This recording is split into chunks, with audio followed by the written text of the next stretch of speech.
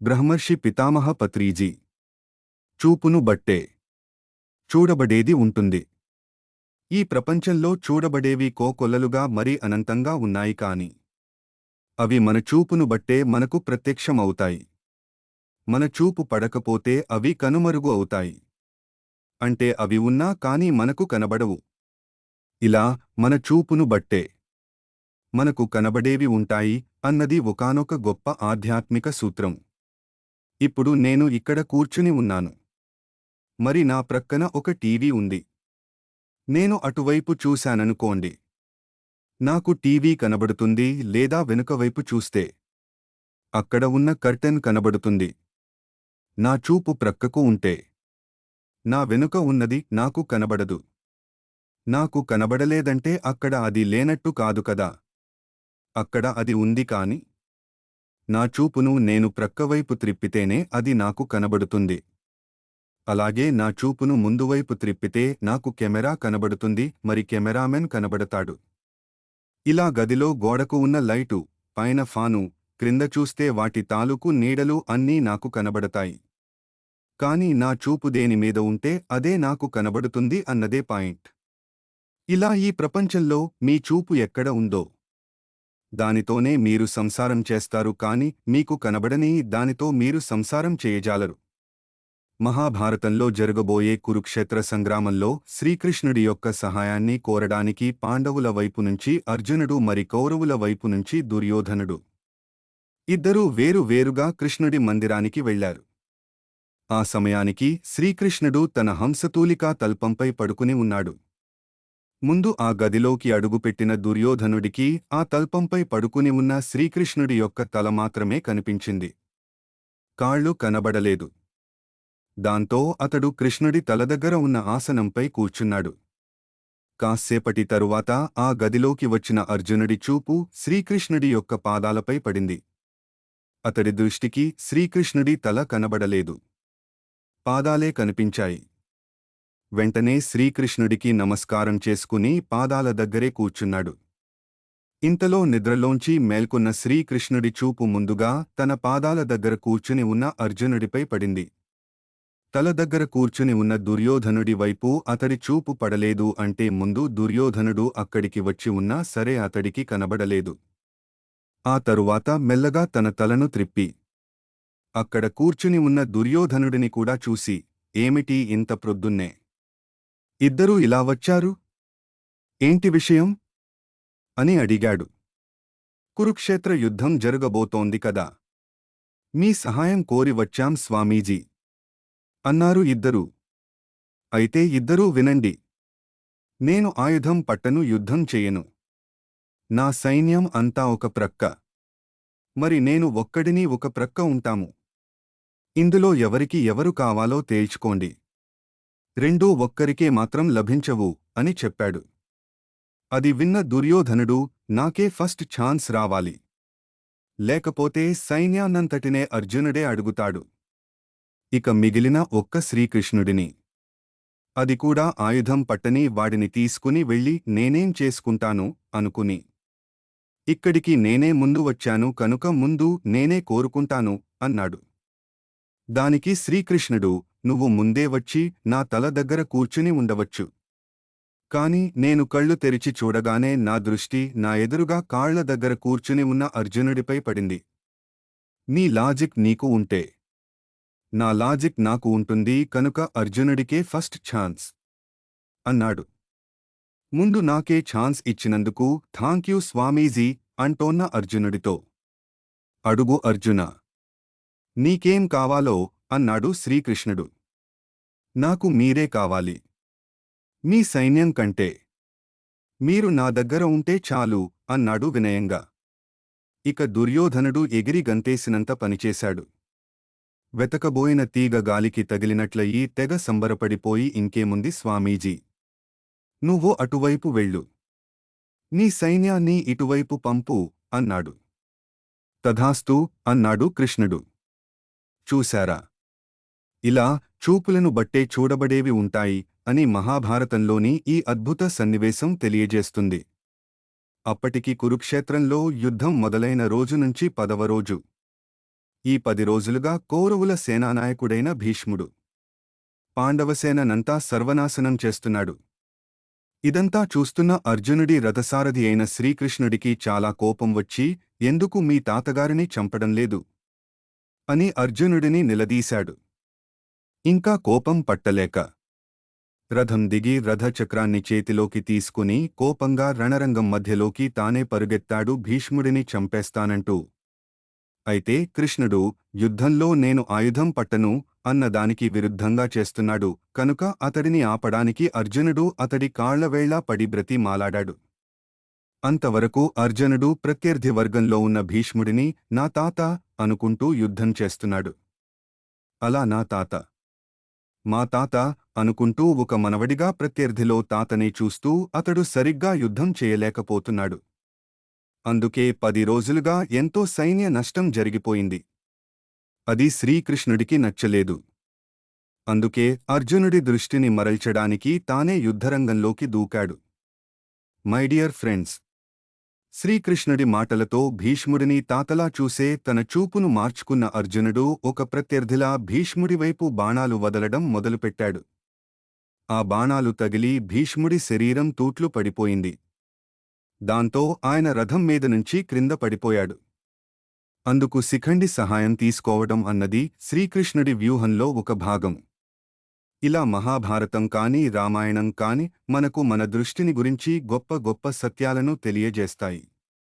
పట్టాభిషేకానికి ముందు రోజే యువరాజైన శ్రీరామచంద్రుడిని అతడి తండ్రి దశరథ మహారాజు అరణ్యాలకు వెళ్లమని ఆజ్ఞాపిస్తాడు. శ్రీరాముడు వెంటనే ఒప్పుకుని, సరే తండ్రి అంటూ ఇంకొక భావన లేకుండా వనవాసానికి వెళ్ళిపోయాడు. రాజ్యం ఎవరా కైక? నేను రాజుని, నాకే కావాలి అని ఎదురు తిరిగి ఉండవచ్చు. కాని రాముడి చూపు వర్తమానంలో ఉన్న రాజ్యం మీద మరి రాజ్యాధికారం మీద లేదు. అతని చూపంతా భారతదేశానికి మార్గం చూపించే భవిష్యత్తు మీదనే ఉంది. అందుకే ఆయన సంతోషంగా అరణ్యాలకు వెళ్ళిపోయి 14 సంవత్సరాల పాటు అక్కడే ఉండి తాను చేయవలసిన పనులన్నీ చేసేశాడు. మై డియర్ ఫ్రెండ్స్, ఇలా చూపును బట్టే చూడబడేది ఉంటుంది అన్న సత్యాన్ని గౌతమ బుద్ధుడి విషయంలో కూడా చూడవచ్చు. ప్రపంచంలో ఉన్న ఏ దుఃఖమూ తెలియకుండా రాజభవనంలో పెరుగుతూ ఉన్న రాకుమారుడైన గౌతమ బుద్ధుడు బయటికి వచ్చి ఒక ముసలివాడిని, ఒక రోగిని మరి ఒక శవాన్ని చూశాడు. వెంటనే అతడు, ఎందుకు ఇవన్నీ ఇలా జరుగుతున్నాయి అని వాటి కారణాలను వెతికాడు. మనం కూడా రోజూ ఇవన్నీ చూస్తూనే ఉంటాం. కాని మనలో ముక్తత్వం లేదు కనుక గౌతమ బుద్ధుడిలా ఆ కారణాలను వెతకడం లేదు. గౌతమ బుద్ధుడు మాత్రం తపస్సు చేసి మరీ దుఃఖాలకు నివారణా మార్గాన్ని కనుక్కుంటానని నిశ్చయించుకుని ఇంటినుంచి అడవులకు వెళ్ళిపోయాడు. దీనినే సన్యాసం అంటారు. సన్యాసాలు 4 రకాలుగా ఉంటాయి. అవి: 1 మర్కట సన్యాసం, 2 ఆపత్ సన్యాసం, 3 వివిదిశ సన్యాసం, 4 విద్వత్ సన్యాసం. సన్యాసం అంటే వదలవలసిన వాటిని వదిలిపెట్టడం. ఏది వదిలిపెట్టాలో తెలుసుకుందాం. మర్కట సన్యాసం: ఎవడో ఒక ముదనష్టపు వాడికి ఇంట్లో పెళ్ళాంతో రోజూ కొట్లాడుకుంటూ ఉండడంతో సంసారం మీద విరక్తి పుట్టింది. దాంతో ఇక పెళ్ళాం పిల్లలని వదిలేసి ఊరు వదిలి హిమాలయాలకు వెళ్ళిపోయాడు. అక్కడ కూడా ఊళ్ళు ఉంటాయి కదా. ఆ ఊళ్ళో ఒక అమ్మాయి దొరికింది. వెంటనే పెళ్లి చేసుకుని ఆమెతో కాపురం పెట్టాడు. ఇక్కడ వాడు ఏం వదిలిపెట్టినట్లు? ఒక సంసారం మీద విరక్తి పుట్టి ఇంకో సంసారాన్ని వెతుక్కున్నాడు. ఒక ఊర్లో సన్యాసం తీసుకుని ఇంకో ఊర్లో సంసారం పెట్టాడు. ఈ రకమైన సన్యాసాన్నే మర్కట సన్యాసం లేక కోతి సన్యాసం అంటారు. రెండవ రకం ఆపత్ సన్యాసం. ఒకానొక ధనికుడు బాగా సంపాదించి చచ్చిపోయే ముందు ఎలాగూ పోతున్నాను కదా, ఇప్పుడు సన్యసిస్తే పై లోకాలలో ఇన్సూరెన్స్ ఉంటుంది అనుకుంటాడు. ఇలా చావు ముంచుకుని వస్తేనో లేక ఆపద ముంచుకు వస్తేనో వాడు సన్యసించుదాం అనుకుంటాడు. కాని కాస్త బ్రతికి ఉన్నప్పుడే తన దురాశను సన్యసించి మంచివాడుగా బ్రతకాలి అనుకోడు. బ్రతికినంతకాలం డబ్బు కోసం నానా గడ్డీ తిని చివరికి చనిపోయే ముందు, నా ఆస్తి కాదు, నా పెళ్ళాం కాదు, నా ఇల్లు కాదు. అందుకే నేను అన్నీ వదిలిపెట్టేసి సన్యసిస్తున్నాను అంటాడు. 2-3 నిమిషాల్లో చనిపోతాను అన్నప్పుడు చేసే సన్యాసాన్ని ఆపత్ సన్యాసం అంటారు. దీనివల్ల సన్యాసించేవాడికి వీసమెత్తు లాభం ఉండదు సరికదా. చనిపోయాక కూడా వాడి ఆత్మ తన ఆస్తినే పట్టుకుని వ్రేలాడుతూ ఉంటుంది. ఇక మూడవది వివిధస సన్యాసం. అంటే నేను సత్యాన్ని తెలుసుకోవాలి అనుకుని అందుకు అడ్డుగా ఉన్న వాటిని విడిచిపెట్టేయడం. గౌతమ బుద్ధుడికి ఆపద ఏమీ రాలేదు. అతడి సంసారం కూడా బాగానే ఉంది. కనుక ఇంకొక సంసారం పెట్టాల్సిన అవసరం లేదు. కానీ అతడికి సత్యం కావాలి కనుక సత్యాన్వేషిలా ఇంటిని వదిలి వెళ్ళిపోయి చివరికి సత్యాన్ని తెలుసుకున్నాడు. సత్యం తెలుసుకున్న తరువాత కూడా అతడు తిరిగి ఇంటికి రాలేదు. తాను తెలుసుకున్న సత్యాన్ని అందరికీ బోధిస్తూ వచ్చాడు. వివేకానందుడు కూడా అంతే. 14 సంవత్సరాల బాలుడిగా ఉన్నప్పుడే సత్యాన్వేషిగా మారి ఇల్లు వదిలి వెళ్ళిపోయాడు. ఆయన సన్యాసం కూడా సన్యాసం అంటాం. వివిధిస వివేకానందుల గురువుగారైన రామకృష్ణ పరమహంసగారు ఏదీ వదలలేదు. వారికి భార్య ఉంది, ఇల్లు ఉంది, కాని వాటిని వదలకుండానే సత్యంలో జీవించారు. అది విద్వత్ సన్యాసం.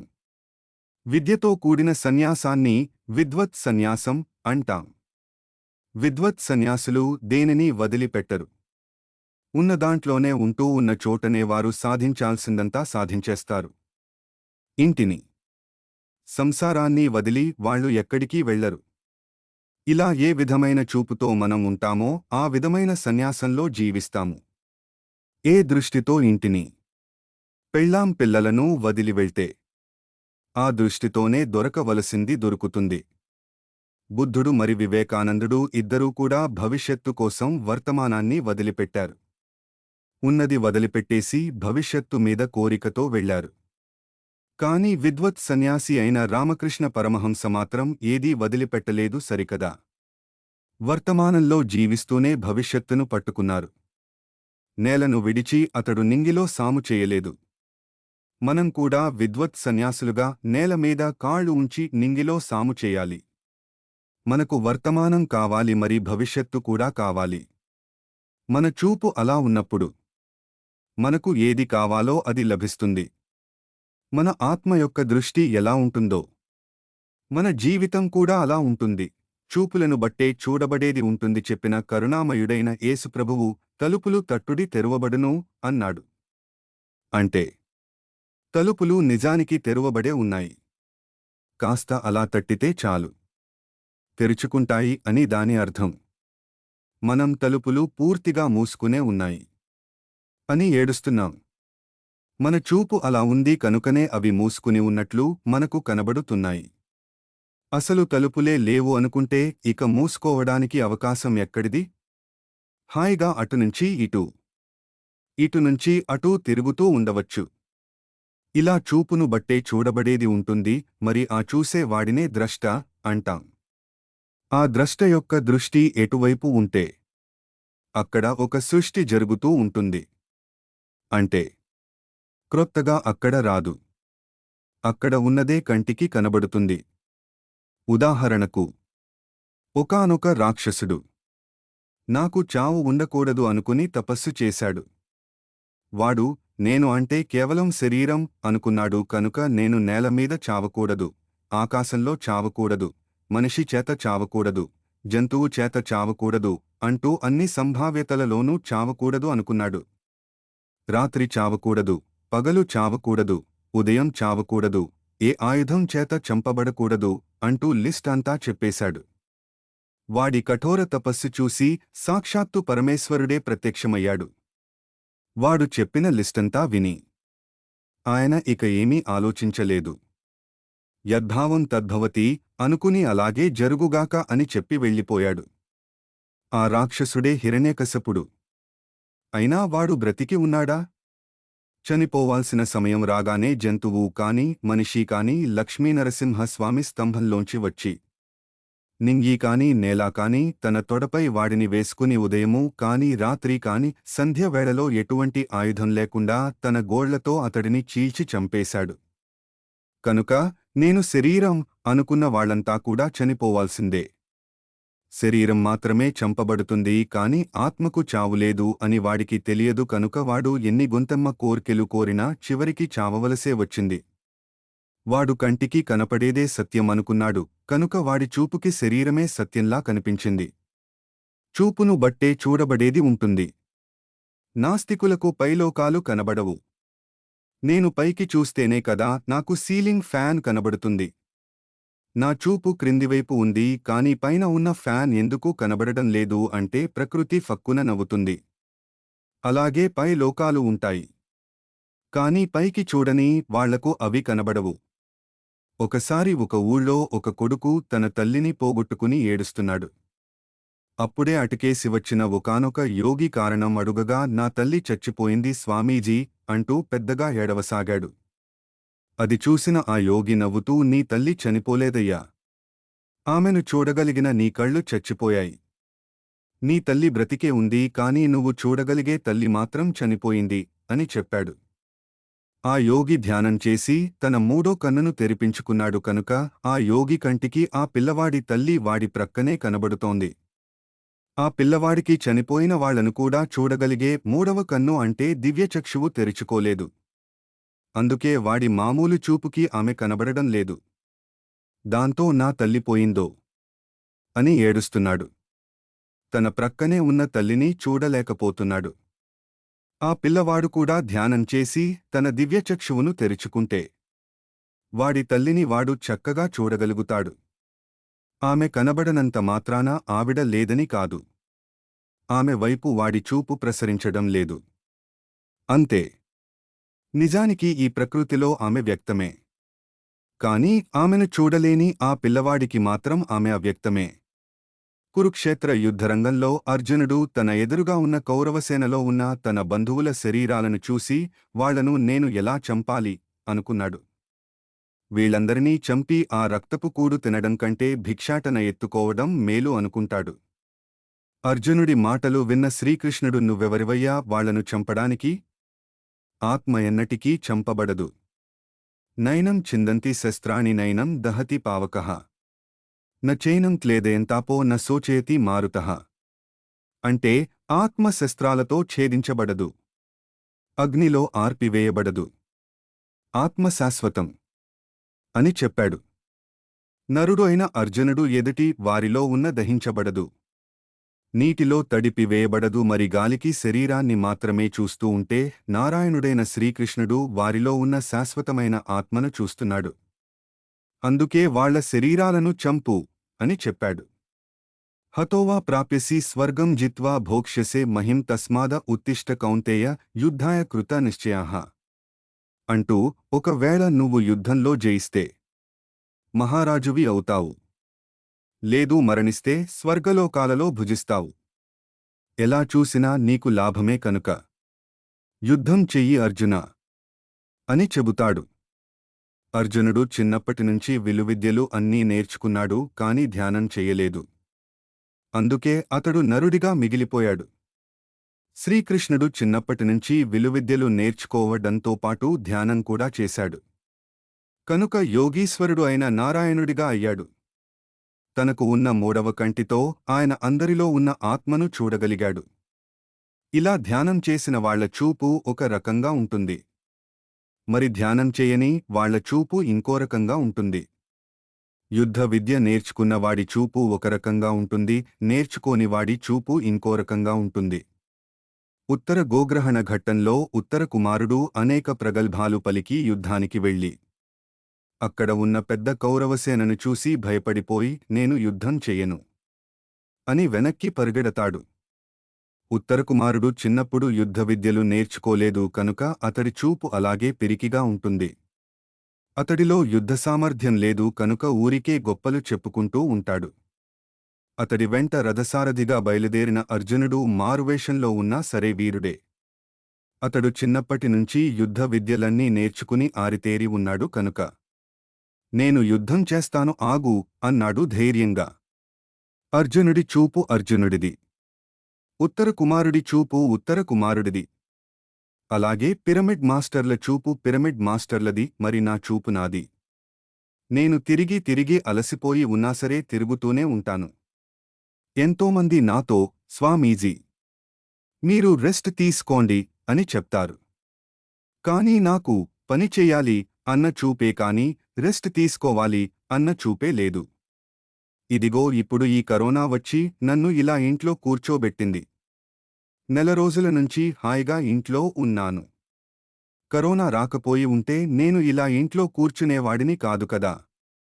ఎప్పటిలాగే తిరుగుతూనే ఉండేవాడిని. ఊపిరి ఉన్నంతవరకు తిరుగుతూనే ఉండేవాడిని. కానీ కరోనా వల్ల తప్పలేదు.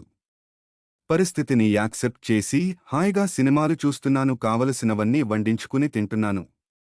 పిఎంసి వాళ్ళు చక్కగా రికార్డింగ్లు చేస్తూ కూర్చున్న చోటి నుంచే నన్ను ఈ ప్రపంచమంతా త్రిప్పుతున్నారు.